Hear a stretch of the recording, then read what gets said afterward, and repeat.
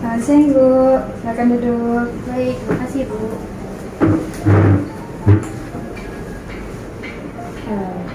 Bagaimana ya Bu? Apakah ada yang bisa saya bantu? Begini Bu, saya kesini dengan hasil rujukan dokter Bu. Oh begitu ya Bu. Boleh saya lihat hasil pemeriksaannya?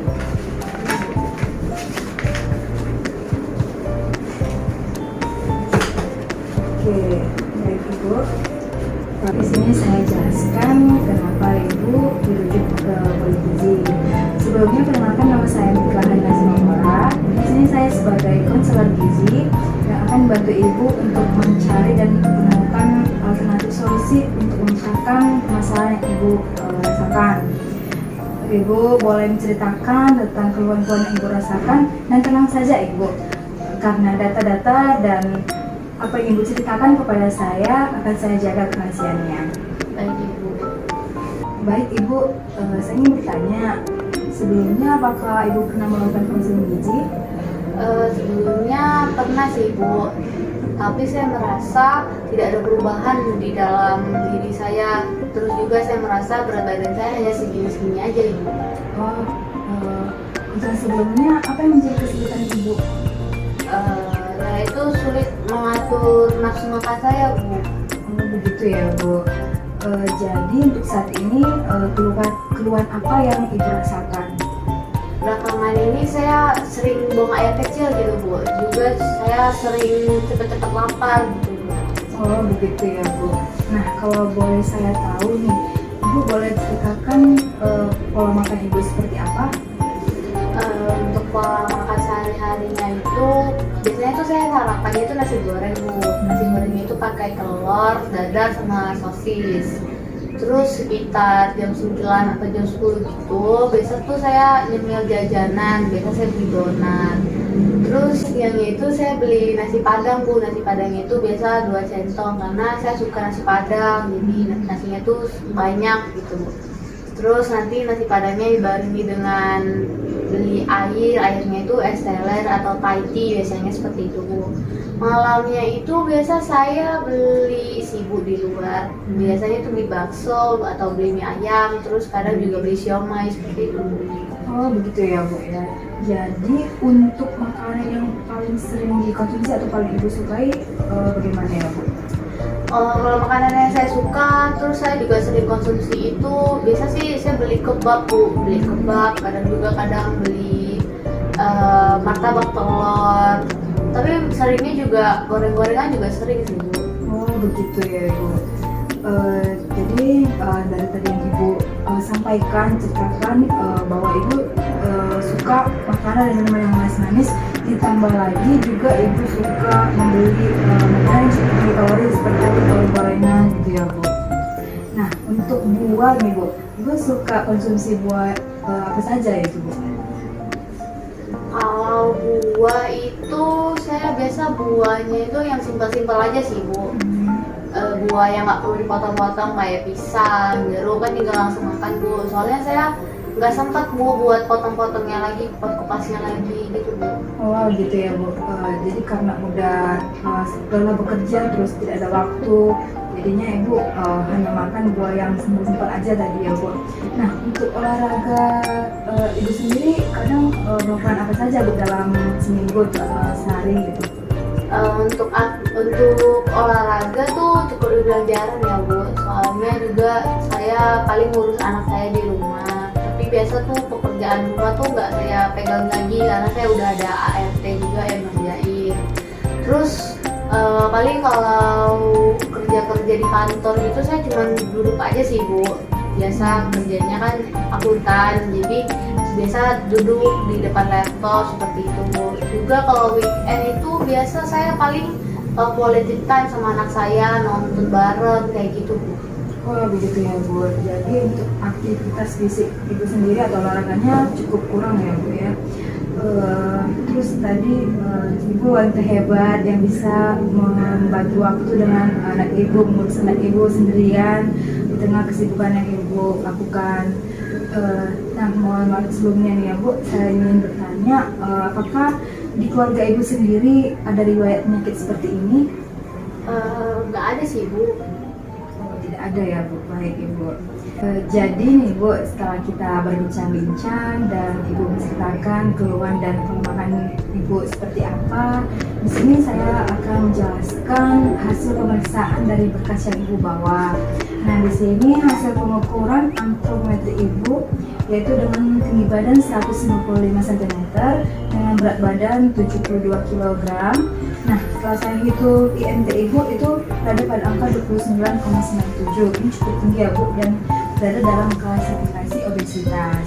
Nah, juga tadi di sini dokter mendiagnosis bahwa Ibu terkena diabetes mellitus tipe 1 karena dari hasil pemeriksaan kadar gula darah puasa yaitu Ibu berada dalam 170 mg per desiliter. Ya, ini cukup tinggi ya Bu ya. Sehingga dikategorikan dalam diabetes mellitus tipe 1. Nah, dari yang telah Ibu ceritakan sebelumnya, memang ada beberapa resiko yang menyebabkannya. Seperti tadi pertama, pola makan. Memang Ibu sudah rutin untuk 3 kali makan sehari.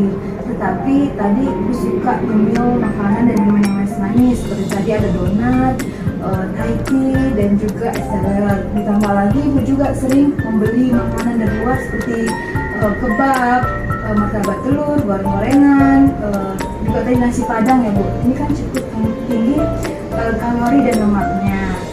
Dan juga tadi Ibu bilang kurang konsumsi untuk sayur dan buahnya.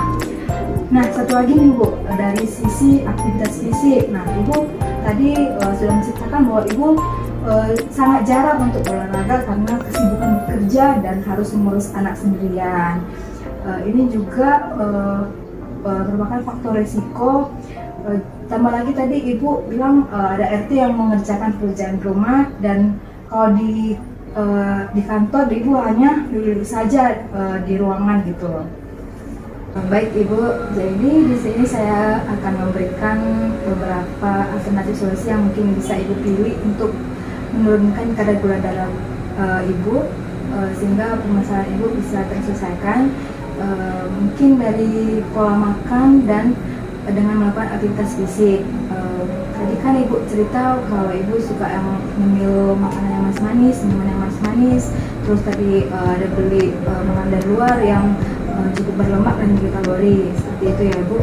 Nah, itu mungkin bisa diganti dengan mengemil buah-buahan ataupun meningkatkan atau mungkin dengan memulai untuk mengkonsumsi sayur dan buahnya. Juga boleh membeli makan dari luar, tetapi mungkin dibatasi gitu ya Bu.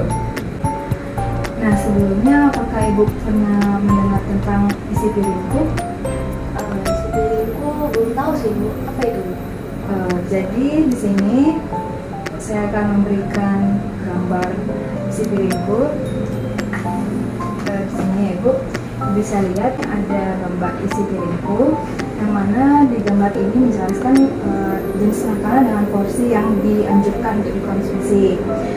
Misal nih Bu, Ibu makan nasi 1 centong, terus nanti lauknya daging ayam semur, ditambah dengan sayurnya mungkin tumis brokoli, wortel, mungkin ada tambahan lauk dari nabati gitu ya Bu, seperti tempe, terus nanti ada juga buahnya, melon gitu.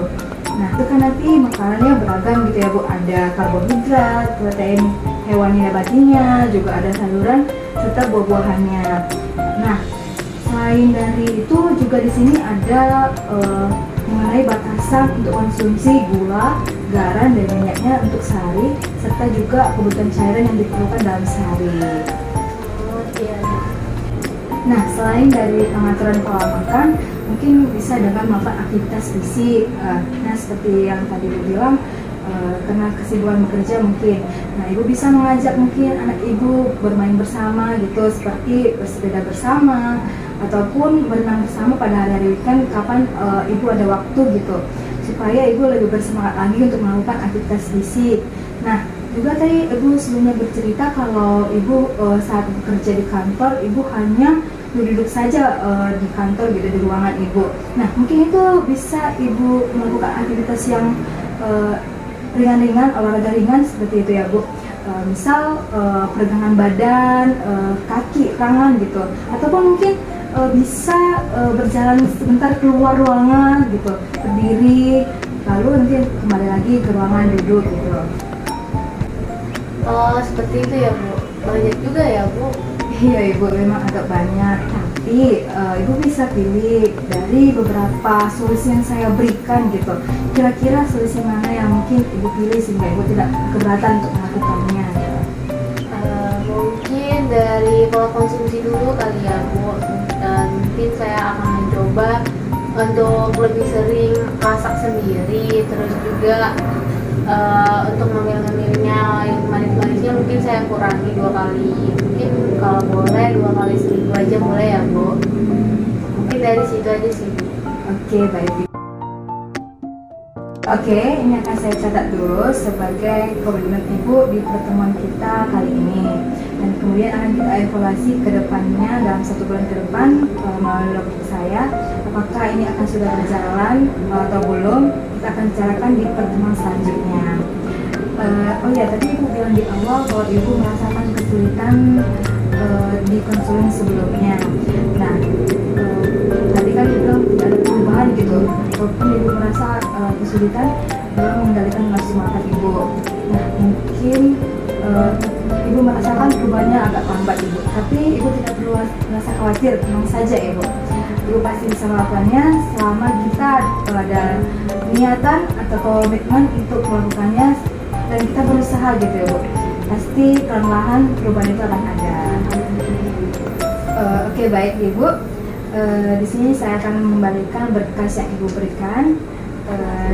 Saya sudah menambahkan beberapa catatan mengenai apa saja yang mungkin Ibu bisa lakukan ataupun Ibu bisa konsumsi, makan-makan apa saja yang mungkin dibatasi begitu ya Bu. Nah, sebelum saya mengakhiri konsumsi kita hari ini, apakah ada yang ingin Ibu tanyakan? Tidak ada Bu. Oke, berarti sudah jelas ya Ibu. Baik Ibu, semoga nanti Ibu bisa mengatur pola makan dan juga mengurangi makanan yang manis-manis tadi. Dan juga di sini saya akan memberikan leaflet yang berisi tentang informasi diabetes mellitus. Ibu bisa mungkin membacanya. Ini Bu. Mungkin sekian untuk konseling kita hari ini.